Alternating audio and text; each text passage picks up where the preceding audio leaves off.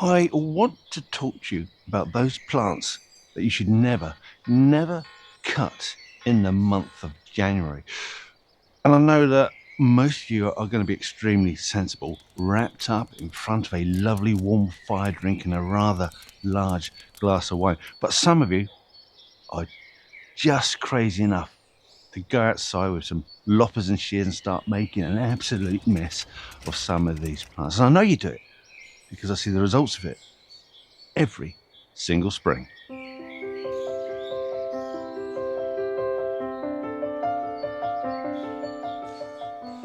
January is the perfect time to make any of those remedial cuts on your apple trees and pear trees. But that is where it stops when it comes to fruiting trees, because January is the absolute worst time, the worst time to be cutting any of your stone fruit trees. Now, these can include your edible and ornamental cherries. Please don't touch those. It's going to include your plums, your damsons, your gauges, not that anybody grows those anymore, and also your apricots and your peaches. Do not cut these now. The time to cut all of these stone fruit trees is going to be in the middle of summer on the hottest, driest day. You cut these plants now, and you're going to find yourself quite possibly with two rather serious disease problems. I'll explain. Cutting into your stone fruit trees opens them up to a massive risk of infection from bacterial canker, which is an awful thing. You can't spray for it. All you can do is, if you see it, is to try and cut out as much of the infected wood as you can, hopefully remove the entire disease, but the chances of that are quite small. The second problem is silver leaf, which is a nasty fungal infection. And you definitely can't cut out sections of it and hopefully remove the problem, because it's just going to be throughout the plant, travels through the vascular system. So two very serious diseases. They're going to cause stunted growth, poor cropping, and over time will eventually just kill off your tree, unless you manage to cut it out, as with the bacterial canker. So there you go. This is probably the biggest mistake that people make at this time of year, is cutting stone fruits. Just don't do it. You're a very naughty boy.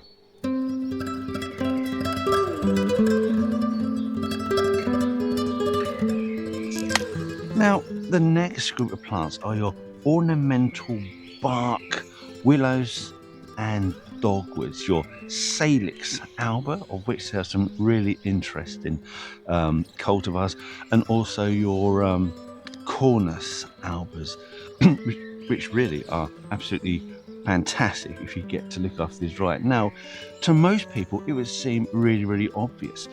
The ornamentation of these plants is in the colourful bark, which is pronounced on the new growth.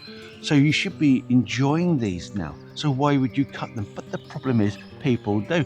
And I know that some councils in the UK love to go out this time of year and cut them all back to save them doing it later on in the spring. What are you doing? These are absolutely stunning displays if you plant them right and maintain them right. Don't be just cutting them willy-nilly because it's convenient to you. Leave them alone. Cut them when the buds just to come out, and you chop them quite low to about 9 inches to a foot from the ground. So if you are cutting them, maybe it's because they haven't been maintained properly. But seriously, English councils cutting them now because it saves time in the spring. What are you playing at? Naughty.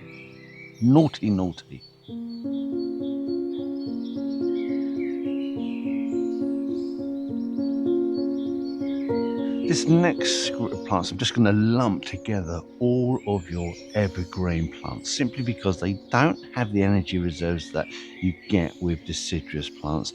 And if you cut them now, it tends to weaken them a bit in the spring. And if you do get a mild period and you get some fresh growth, it's all going to be cut back anyway by a late frost. So don't do that. Although there is one evergreen plant that I will allow you to trim slightly, and that will be your Mahonias, your Oregon grapes. I don't know why it's called that. I know you do get some species from Oregon, but I don't get the grape bit. Yeah, somebody can explain it to me. Is it the berries? Because I mean, it's the colour of a dark grape, but is it really grape-like? I don't know. Anyway, if your Mahonias have finished flowering and your plant looks untidy, then in order to ensure you get flowers next year, then you do need to kind of cut these immediately after flowering, which is about now. So I will allow that one, but the rest of them, leave them all alone.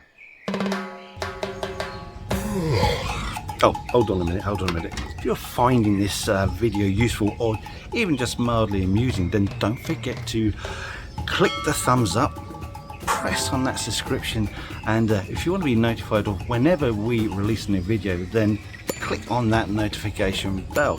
It helps us more than you know, and it allows us to do stupid visits like this in the future. Anyway, let's continue to find out what old Boiled Bark has to say. Put my bloody glasses back on. Too hot, too sunny. It's too lovely. Now, the next group of plants I'm going to talk about are your ericaceous plants, although they're not all ericaceous. I'm talking about camellias, I'm talking about azaleas, I'm talking about rhododendrons, and I'm talking about magnolias. All of these plants take, oh my goodness me, 9 months, 10 months in order to produce the flowering buds. So as soon as they finish flowering last year, they're on to producing the embryonic buds for next season's growth. So any of the wood you cut off, especially with your camellias, rhododendrons and azaleas, they all flower on the apical tip. So the moment you cut any of that wood off, you've removed the flower buds that were on it. The biggest issue is going to be with azaleas because those apical buds are really small. You don't really see them until they come into flower. So if you're not sure what you're looking at, it's easy to think, well, there's nothing there, I'll cut it. No. So leave all of those alone. Your magnolias, they will tend to flower up and down the wood, so you can cut it a little bit if you wanted to. You will still get a display, but be very, very careful with magnolias. Cutting them anyway is pretty much a big no-no because it tends to ruin the shape of the tree. With all of these, you cut these immediately after flowering. So do it then, and I'll talk about how to do it properly at that point in time. If you feel you need to cut your magnolias, the chances are you bought one that was too big for the place you planted it in. That's your fault. But you know, if it's there, it's there. If you're going to make a cut it to a fork in order to give a sympathetic look, and any side shoots coming up will then look quite natural compared to the butchery of magnolia trees that I see around here.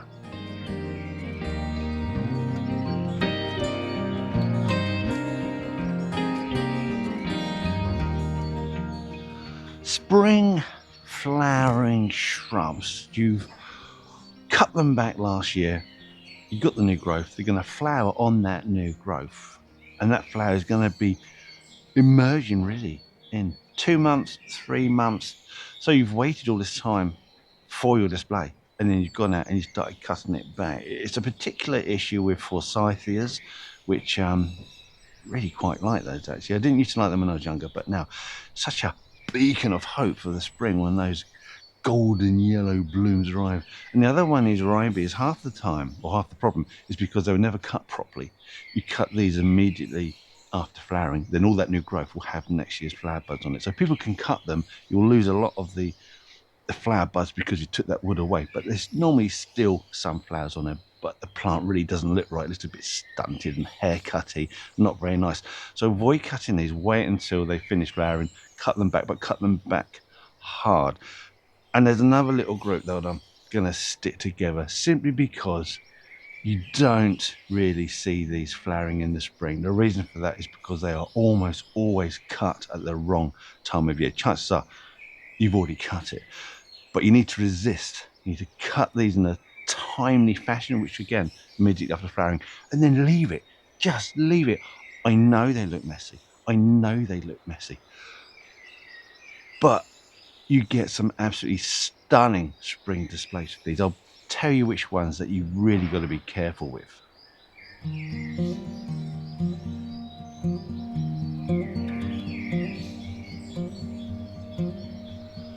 Colchicea amabilis, otherwise known as the beauty bush. That is an absolute stunner in the spring, as is Deutzia scabra. It should be an absolute criminal offence to be cutting into these anyway. And then the last one on this little list, no, it's not, there's another one, are your Philadelphus, one of the most beautiful of the spring flowering plants. An absolute delight to see. You just don't see them in flower because they're always cut back. Just stop doing it. And then the final one is going to be a Japanese quince. They are very, very pretty. Oh, just leave them alone. Oh, there really should be a law about cutting these. There really should. I'm going to talk to my MP, whoever they are.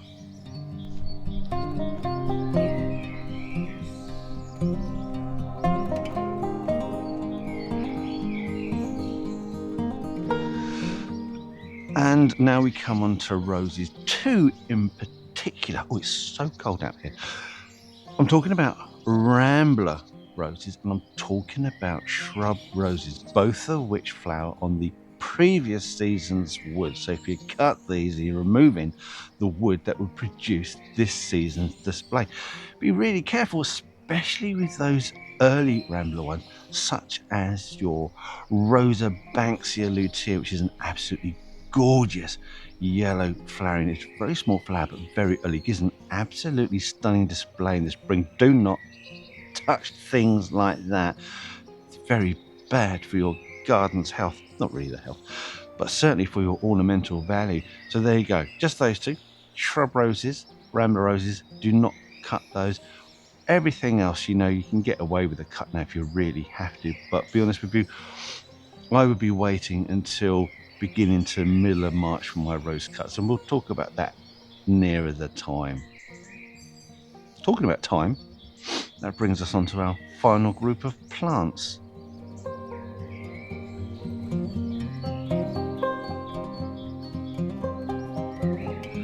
So, woody Mediterranean-y shrubs. So we're talking about thyme.